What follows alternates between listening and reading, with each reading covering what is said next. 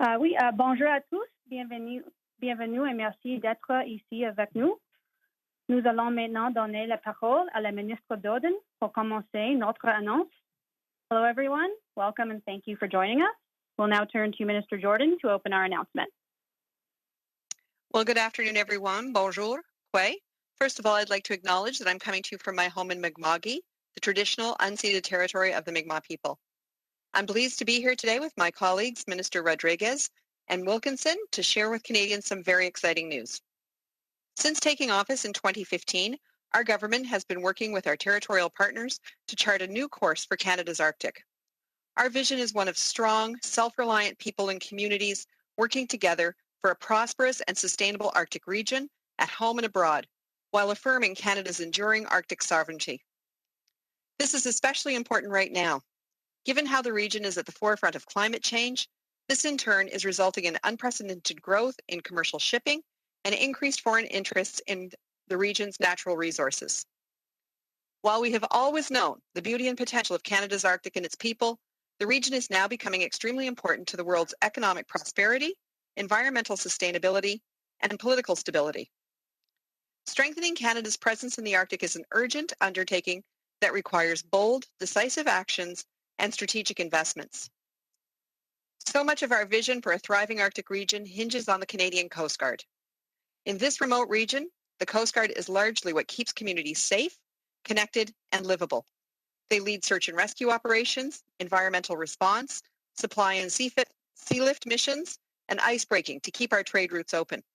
They protect our nation's sovereignty and security. But as the Arctic continues to evolve, so must the Canadian Coast Guard. To meet the realities of today, as well as the demands of tomorrow, we need a state-of-the-art fleet that is modern, nimble, and capable of leading maritime safety and security missions in our country's northernmost waters, and that we can build it right here in Canada. That's why we have the National Shipbuilding Strategy. This long-term plan to revitalize the Royal Canadian Navy and the Canadian Coast Guard fleet is delivering a full range of modern state-of-the-art vessels. At the same time, the strategy is rebuilding our shipyards and marine industries, driving innovation, developing a skilled workforce, and creating thousands of good-paying jobs. Canada's National Shipbuilding Strategy is putting thousands of Canadians to work building vessels that serve our coastal communities, protect our interests at home and abroad, and safeguard our nation's sovereignty. In 2019, our government announced a $15.7 billion investment for up to 18 new large ships and additional funding for 6 program icebreakers. A further $2 billion was earmarked for vessel life extensions, refits, and maintenance work on the existing fleet. This made-in-Canada approach to shipbuilding has already delivered 3 offshore fisheries science vessels, 22 small vessels, as well as the refit of 2 medium interim icebreakers to the Coast Guard. And that's just the beginning. Today, I'm pleased to announce that 2 new polar icebreakers will be constructed under the National Shipbuilding Strategy. This new class of icebreakers will be unlike anything on our water today. Once they are in service, Canada will have year-round presence in the Arctic. Our Coast Guard will be there to support Northerners, Indigenous peoples, protect our Arctic sovereignty, conduct high Arctic science, including climate change research, and respond to major maritime emergencies. To expedite this work, both polar icebreakers will be built at the same time in 2 different Canadian shipyards. One vessel will be constructed at Seaspan Shipyards in Vancouver, and the other polar icebreaker will be built by Davie Shipyards in Lévis, Quebec, pending the successful completion of the ongoing selection process as the 3rd yard under the National Shipbuilding Strategy. This will be a historic undertaking. Over 3,000 Canadians will be employed by this undertaking, with 600 of those jobs created directly in shipyards and 2,500 across our supply chain. From Vancouver to Mount Pearl, Lévis to St. Catharines, and everywhere in between, there are businesses across the country that will supply steel, aluminum, and other materials, making the polar icebreakers a true cross-Canada effort. Each 150-meter vessel will be designed to accommodate up to 100 personnel, travel a range of over 30,000 nautical miles, and most importantly, be steadfast, reliable, and able to navigate Canada's challenging Arctic waters with ease. Throughout each build, our government will work closely with the shipyards to ensure that work progresses efficiently and that the vessels are delivered on time. Once they are in service, each of these highly capable polar icebreakers will operate for 9 months of the year, with 3 months off for scheduled maintenance. To build and preserve these vessels will mean decades of contracts for Canadians' marine industry. Their construction and maintenance will have lasting economic benefits for shipyards, suppliers, and communities right across this country. The first polar icebreaker will be in service by 2030. Given that the ships are being built concurrently, the second will follow soon after. Canada's leadership in the Arctic relies on strong partnerships, evergreen innovation, and sustained investment like the one we're embarking on today. These two polar icebreakers are an investment in Canada's future. One smart investment that addresses the rapidly warming climate, fuels new economic drivers, and protects Canada's interests in the North. An investment that will grow our blue economy by revitalizing our world-class marine industries and ensuring critical maritime services and science platforms are available year-round in Arctic Canadian waters. An investment that will push our shipbuilding industry to new heights, harnesses the skills of its workforce and the know-how and ingenuity of Canadians.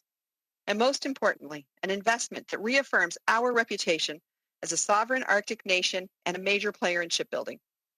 Thank you. Merci. Walalan. I will now invite Minister Rodriguez to make some comments. Merci, Madame la Ministre. Nous allons maintenant entendre le Ministre Rodriguez. Thank you, Minister. We'll now hear from Minister Rodriguez. Merci beaucoup. Salut, ma chère Bernadette, Jonathan. Plaisir de vous voir. Salut tout le monde. Je suis vraiment content d'être là aujourd'hui parce qu'aujourd'hui, on annonce une bonne nouvelle pour le Canada tout entier, une bonne nouvelle pour le Québec, une bonne nouvelle pour l'économie, une bonne nouvelle pour nos travailleurs. En fait, on confirme aujourd'hui la construction de 2 brise-glaces, dont un qui sera construit et construit par la Davie à Lévis sur les bords de Saint-Laurent et le second brise-glace construit à Vancouver. Donc, ce sont 2 chantiers de chaque côté du pays qui seront à l'œuvre. Et le choix de confier à 2 chantiers les 2 brise-glaces représente la meilleure option pour avoir ces bateaux qui vont naviguer sur nos eaux territoriales le plus rapidement possible. Et c'est aussi la meilleure option pour bâtir des expertises locales qui vont profiter au plus grand nombre de Canadiens. Et aujourd'hui, c'est l'aboutissement d'un long processus, le début d'un beau projet. Et on va se le dire, c'est une excellente nouvelle pour le Québec. Le Québec, aujourd'hui, il est au cœur de la stratégie nationale de construction navale. Ça veut dire quoi, ça? Ça veut dire, concrètement, ça veut dire qu'on va créer, qu'on va préserver des centaines de bons emplois, des emplois payants pour des Québécois à la Davie, mais aussi dans toutes les entreprises qui ont des contrats avec la Davie. Il y en a énormément. Et comme lieutenant du Québec, je peux vous dire que je suis fier de cette décision, fier de notre gouvernement. Et avec ce contrat-là, on va consolider notre expertise chez nous. On va créer des emplois de qualité à la grandeur du Québec, mais on va aussi assurer des retombées économiques considérables. À ce moment, la Davie termine le processus de sélection pour devenir le 3e partenaire stratégique pour la stratégie nationale de construction navale. Et une fois que le chantier Davie va avoir cette reconnaissance, ils vont pouvoir commencer la construction du brise-glace. Et tout au long de la construction des navires, on va travailler avec les chantiers navals pour s'assurer que les travaux progressent, pour que les navires soient livrés à temps. En fait, les 2 brise-glaces sont prévus à la fin de cette décennie, le premier en 2030, l'autre peu après. Et chacun de ces brise-glaces-là va faire 150 mètres. Donc, c'est de grands navires. Ils vont pouvoir accueillir jusqu'à 100 personnes 9 mois par année pour parcourir une distance de 30 000 milles marins dans les eaux très difficiles, on doit se le dire, de l'Arctique. Pourquoi 9 mois par année? Parce qu'il y a 3 mois par année, ils sont en cale sèche. Donc, en ayant ces 2 bateaux-là, on est présent à chaque journée de l'année. Ces bateaux-là sont conçus pour être robustes, pour être fiables, pour être agiles. Et ça, c'est le fleuron de l'ingénierie québécoise que l'on va voir à l'œuvre. Et ça va être une fierté pour tout le Québec d'aller voir naviguer. Et de nombreuses entreprises de chez nous vont avoir l'occasion de contribuer aux phases d'ingénierie, de conception, de construction, de gestion de projet, de livraison. Et ces contrats-là, ils vont soutenir plus de 3 000 emplois à travers le pays, générer des contrats non seulement pour les chantiers navals, je l'ai dit tantôt, mais pour les fournisseurs, pour des collectivités partout à travers le pays. Ça vient toucher énormément de travailleurs, énormément de familles. Et ça, c'est juste le début d'une grande histoire. Ce contrat-là, ben, c'est aussi l'occasion pour le chantier de Lévis de mettre en valeur notre expertise et c'est une occasion de démontrer notre savoir-faire dans la construction de grands navires modernes et efficaces.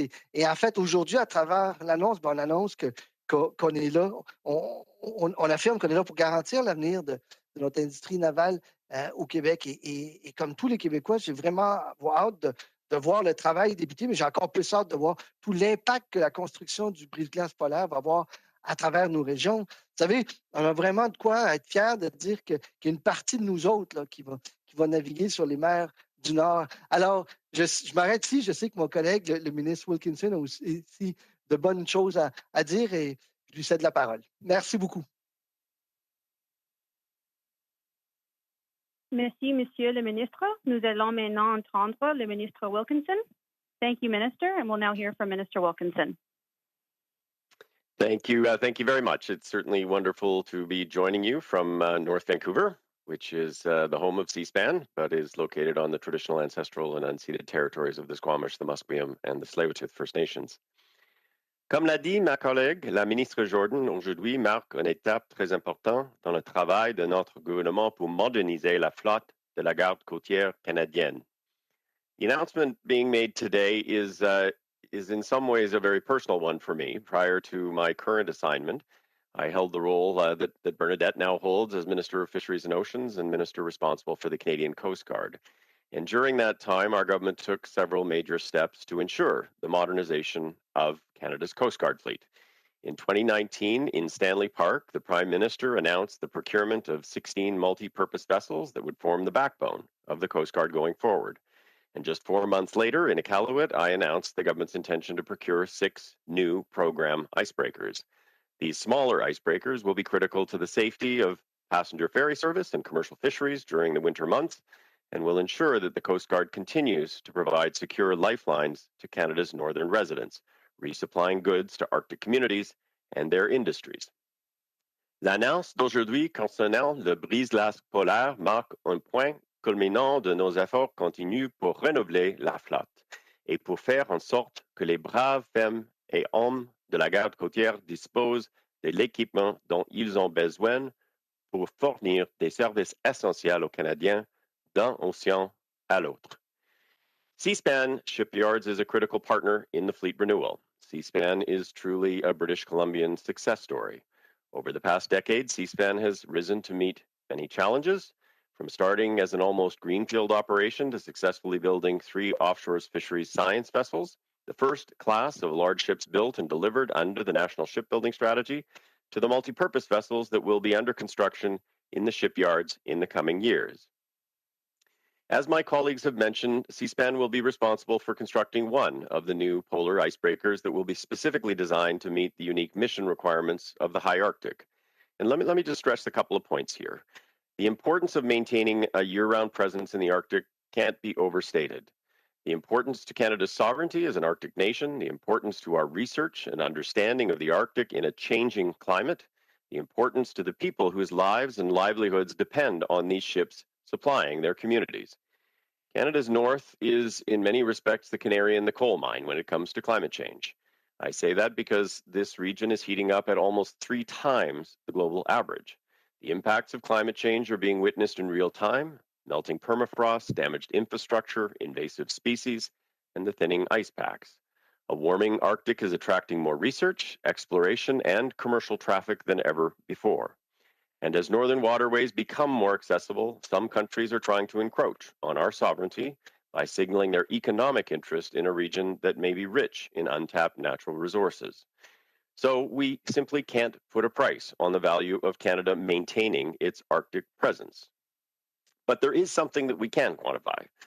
Seaspan Shipyards has grown into a world-class shipbuilder that is so important to the economy of British Columbia's lower mainland and to the Canadian economy as a whole. Seaspan itself employs more than 2,700 people at its shipyards in North Vancouver and Esquimalt. I've been to Seaspan many times over the past few years and have had the opportunity to meet many of these workers on the shop floor. I know how committed they are to doing the job well and to getting the job done. These are good, sustainable, well-paying middle-class jobs that create significant benefits for the broader community.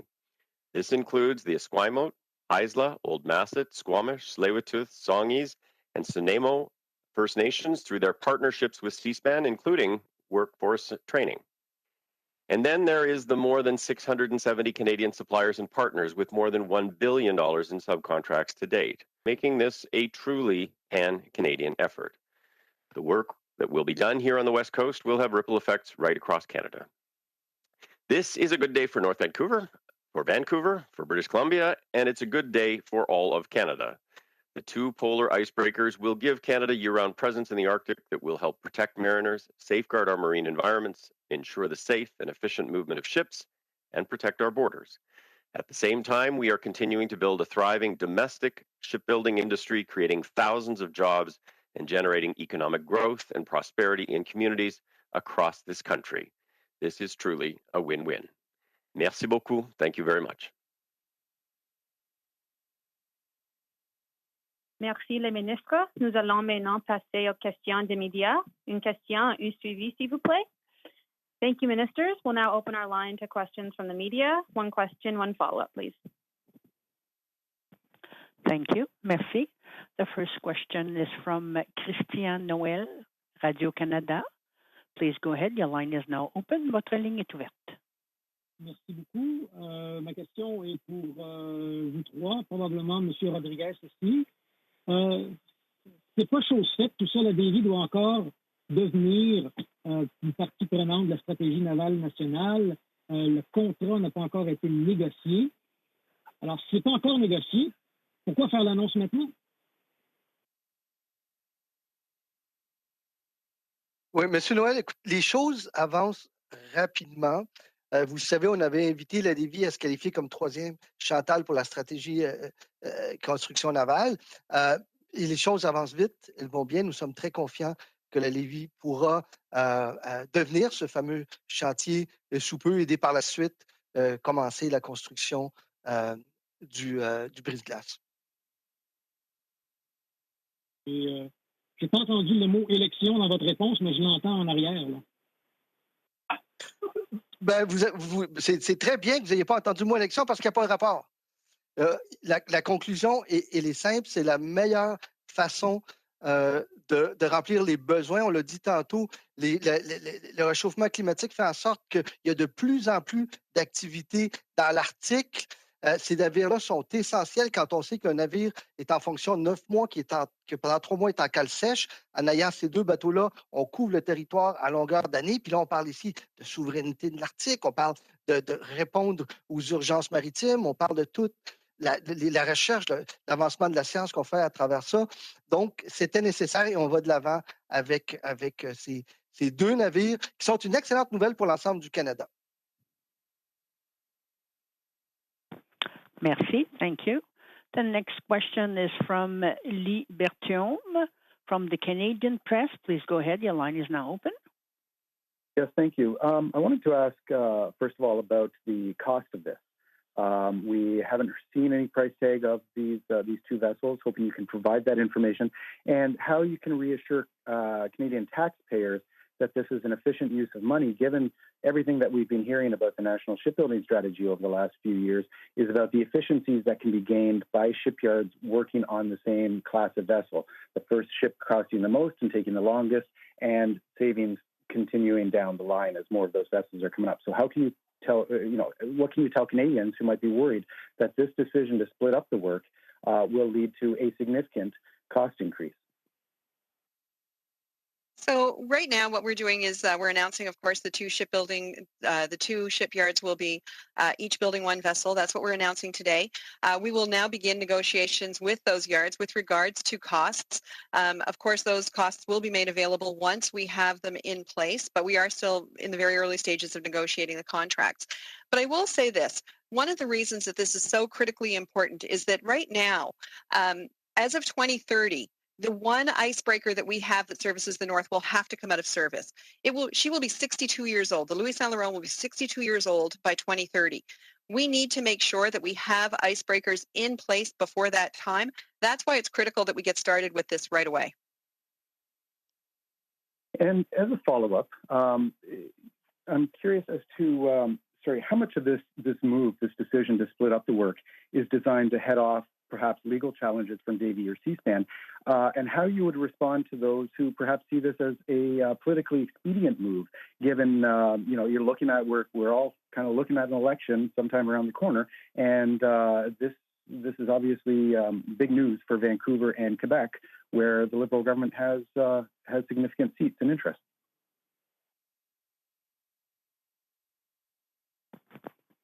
Thank you. Merci. The next question is from Diane Tremblay, Le Journal de Québec. La parole est à vous. Oui, bonjour à tous. Juste une seconde, s'il vous plaît. Ms. Jordan, you were on mute. Oui, vous m'entendez? Sorry. Can I answer the question now, please? Yes, we'll just have the answer from Minister Jordan, and we'll go back to the question. Okay, thank you. I'm hearing the translation in my ear. Thank you. That's better. So with regards to the National Shipbuilding Strategy, which is what we're talking about here, we committed as a government to making sure that we had a Made in Canada solutions, that we were creating jobs here at home. That is what we are doing with this announcement today.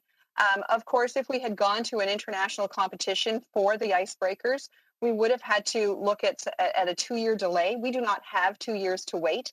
We need to make sure that the Coast Guard has the tools they need in the north, which they will have under this plan that we're announcing today. This is significantly important to the Coast Guard, to the north, to make sure that we have the ability to continue to protect the north, to continue to make sure that we have the ability to keep trade routes open. That's why we're doing this the way we are. We need to make sure we have 2 vessels. Canada is an Arctic nation, and the vast majority of our ocean space is in the north. We need these 2 vessels, and we need them as quickly as possible.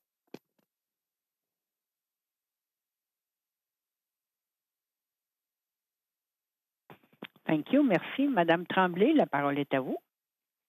Oui, bonjour. Écoutez, je comprends que ces contrats vont générer des retombées économiques très importantes. Est-ce que l'on peut savoir à ce moment-ci des démarches avec les 2 chantiers navals? Quelle sera la valeur par navire? Combien est évalué chaque contrat individuel? Mais actuellement, on initie les discussions avec les 2 chantiers. Il y a des pourparlers en cours. Il y a des choses qui vont se préciser. Il y a des éléments qui seront négociés. Et dès que cette information-là pourra être transmise, on va la transmettre sans délai. Est-ce que ce sera des contrats d'égale valeur?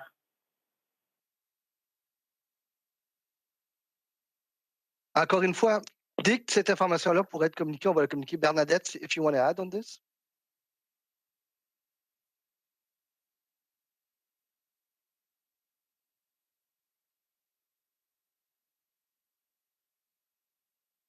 Je pense que vous avez la réponse pour l'instant.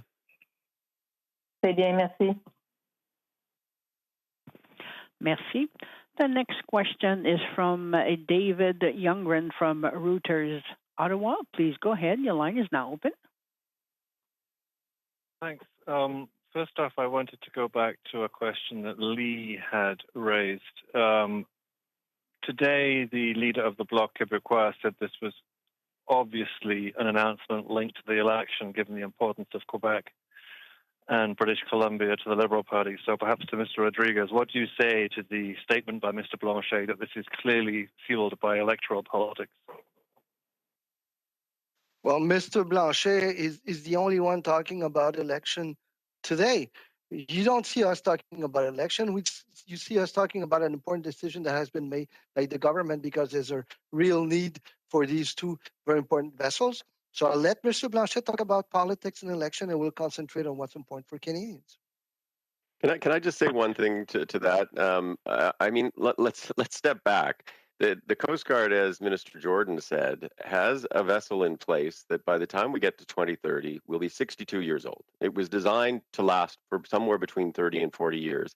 It has been life extended many different times. It is beyond the point at 2030 where it can be life extended again.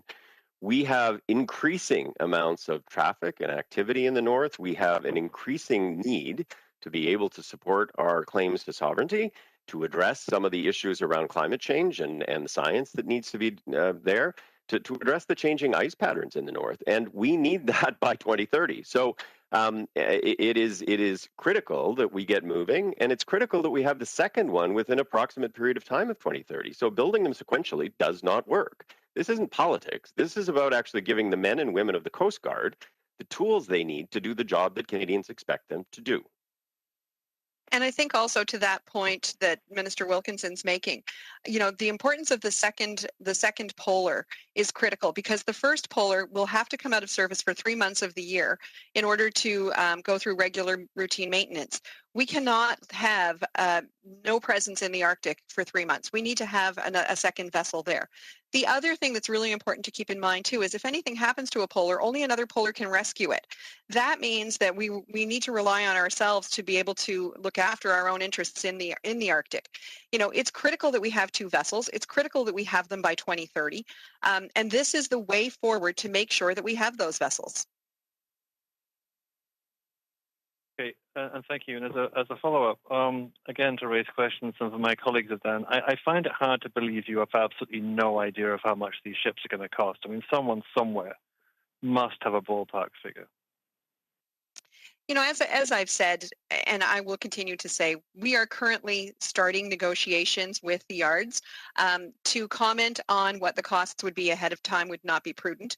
We are going to make sure that the available all of the contracts will be made public once they are negotiated. But we are in the very early stages. We know that this is something that we have to do relatively quickly because we do want to make sure that we get those polars in service. Thank you. Merci. The next question is from Denis Laure de Radio Taïga, Territoire du Nord-Ouest. La parole est à vous. Bonjour, ma question est pour Madame Jordan. J'aimerais savoir quelles vont être les principales améliorations de ces brise-glaces-là par rapport à ceux qui sont actuellement en opération.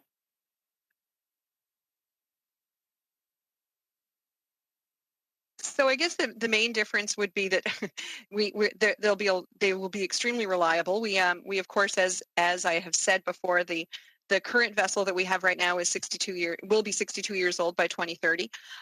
That vessel has had many life extensions. It was built to last for between 30 to 40 years. So she needs to retire. We need to have something that we can absolutely rely on. These vessels are not only icebreakers, they provide such vital services to the Arctic, to the north, to communities that rely on them for things like sea lift operations, for things like supply, to keep trade routes open, to do the Arctic science that is so critically important with the ever-changing the climate in the north specifically. So, these vessels are going to have an extremely important role to play for us because the north is becoming critically more important to us for a variety of reasons. OK, je dois avoir une autre question. Est-ce que vous allez augmenter les services disponibles dans les écoles de formation marine, comme celle qui est pour les Autochtones à Hay River, afin que ces gens-là puissent travailler sur les brise-glaces?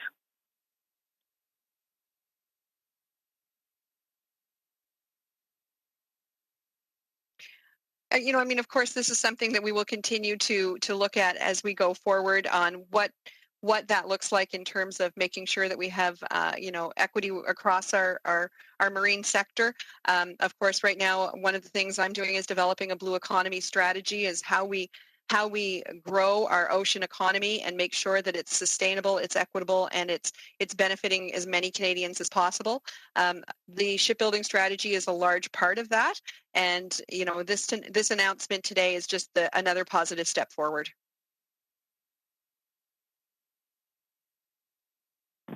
Merci. Thank you. The next question is from David Atkin from Global News. Please go ahead. Your line is now open. Thank you, Operator. And I will have a follow-up, and we'll hope for an answer to that follow-up. First question to Minister Rodriguez. Minister, I don't know why you're not beating your chest and taking responsibility for going to the cabinet table, fighting hard for Davie, and delivering the goods. And when you go on the talk shows tonight on Radcan and TVI, you can say, hey, Liberals bring it home for Quebec. We got the work for Davie. Why won't you say that? That's what happened here. We know that's what you've been doing, trying to get work for Davie. Well, we always stood up for Davie. I mean, Davie is an extremely important player in Quebec, but this is a good decision, a good solution for all Canada. We're talking about 3,000 jobs in different places across the country, and of course, we all defend our different industries, our own provinces. I mean, Bernadette does it, and Jonathan does it, and I do it in Quebec. We all do that, but this is the responsible and necessary decision that we had to make because we need those two ships for all the reasons that we've said before, because of the changes in temperature, which require more presence in the north, because of the research that we're doing, because of all the emergency situations that require such a ship, because of the fact that a ship will be 3 months out of 12 out of the water, so you need the second ship to be present 12 months a year. So there are all those reasons that are extremely important, and that's why we came up with this solution. And I think there's reasons for all of us to be happy about this decision.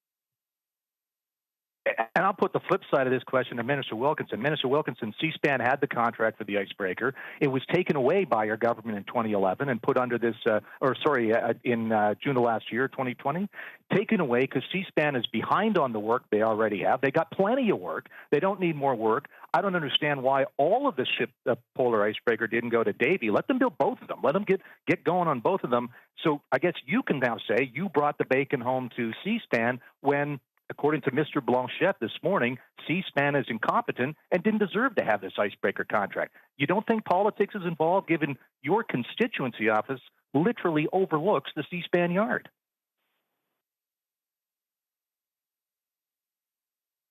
I'm actually happy to answer that question, unless, is Jonathan there? Why don't you start, and then I would like to supplement, but go ahead, Bernadette. Sure. What I would say is that Seaspan has really stepped up in the last little while. They have actually delivered 3 offshore science vessels. They've restructured their shipyard. They have increased their infrastructure. We are confident that Seaspan has what it takes to build a polar, and that is one of the reasons why they are getting this contract. The other thing to keep in mind, David, and this is something I will continue to repeat, is that we need 2 vessels. We need 2 vessels, and we need them both quickly, within the next 10 years.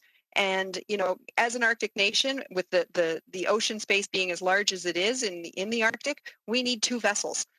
So it's prudent to have a contract go to Davie and one go to Seaspan, because we know that Seaspan has the capabilities to build this ship. And Jonathan, if you wanted to go ahead there. Sure.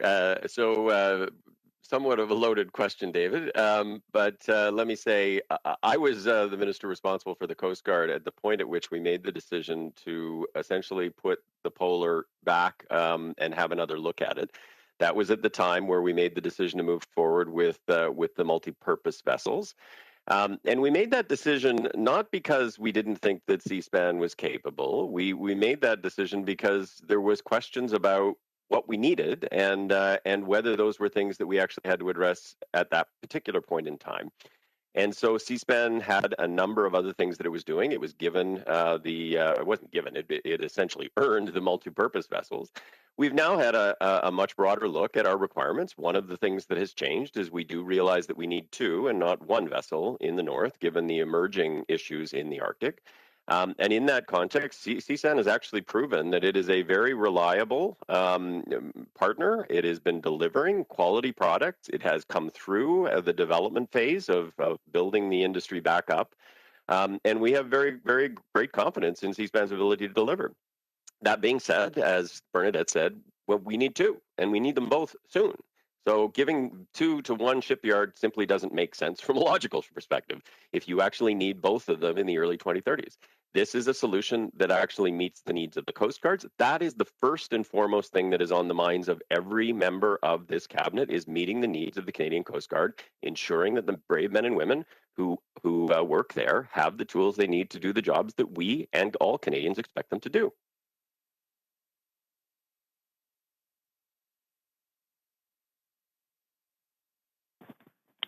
Thank you. Merci. The next question is from Marc Godbout, Radio-Canada. Please go ahead. Your line is now open. Votre ligne est ouverte.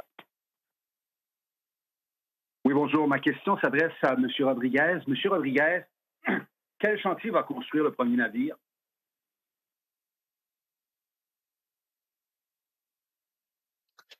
C'est un processus que l'on vise à se faire en façon parallèle.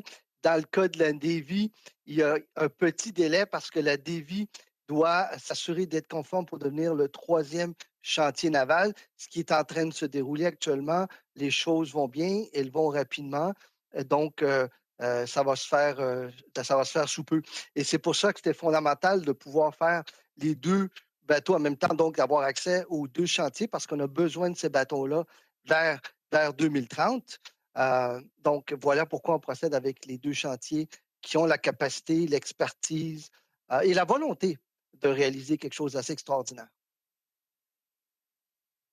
En fait, juste pour être bien certain de vous comprendre, est-ce qu'il y en a un qui va commencer avant l'autre ou c'est un scénario qui est écarté? Vancouver pourrait le commencer quelques mois à peine avant le temps que Davie complète ce qui est nécessaire pour devenir le 3e chantier faisant partie de la stratégie navale canadienne. Et donc, c'est une question de temps, c'est pas beaucoup, c'est quelques mois. Quelque chose qui peut être rattrapé aussi à travers les années. Donc, essentiellement, c'est un processus qui se fait en parallèle pour 2 bateaux qui vont arriver à peu près au même moment vers 2030. Monsieur Rodriguez, est-ce que vous me permettez d'apporter un élément ici ou pas du tout? Allez-y, M. Godbout. Oui. En fait, ma question, elle est toute simple, là. Est-ce que le gouvernement connaît l'estimé des coûts de ces navires? Est-ce qu'il les connaît? C'est sûr qu'on connaît très bien les dossiers que l'on travaille actuellement, mais ce que l'on a dit tantôt, c'est que l'on ne peut pas commencer maintenant à faire part des chiffres alors qu'on est en pleine négociation avec les 2 chantiers. Alors, une fois que l'on aura conclu ces négociations-là, et ça sera dès qu'on les aura conclues, ces négociations-là, on va pouvoir faire part des chiffres rapidement. Merci. Thank you. The next question is from Melanie Richoux from Nunavik News. Please go ahead. Your line is now open. Votre ligne est ouverte. Hi, thank you. I believe my question is for Minister Jordan. For the jobs these builds will create between the crews and in the marine supply chain, I'm wondering if efforts will be made to hire or train Inuit or Northerners. And if so, how many jobs can we expect to see for a Nunavut? So what I would say is that, with regards to the National Shipbuilding Strategy or with regards to these 2 contracts specifically, these are going to create jobs in supply chains right across the country, whether that is in, Quebec, Newfoundland, Labrador, Ontario, BC, and of course other businesses that do supply those yards. It's going to be critical. But I will say with regards to Inuit particularly, one of the things I'm doing right now is working on a blue economy strategy, and that is how do we get more people working in the ocean space? It's extremely important when we look at our GDP in Canada as an ocean nation is 1.6%, whereas other ocean nations are running in the 30s. We have a lot we could do to build our economy, and of course the North has such a huge part of that coastline. It's extremely important that we get as many people working in the marine sector as we can in the North. Okay, thank you. With this specific project, are specific efforts going to be made and outreach for Nunavut? I guess those are all parts of the negotiation process that we will be going through in the next little while as we develop the contracts with the shipyards, recognizing also how important these 2 ships will be to the North, to Nunavut. We are extremely happy and extremely pleased to be able to announce this today because it is a critical piece to making sure that the North is looked after.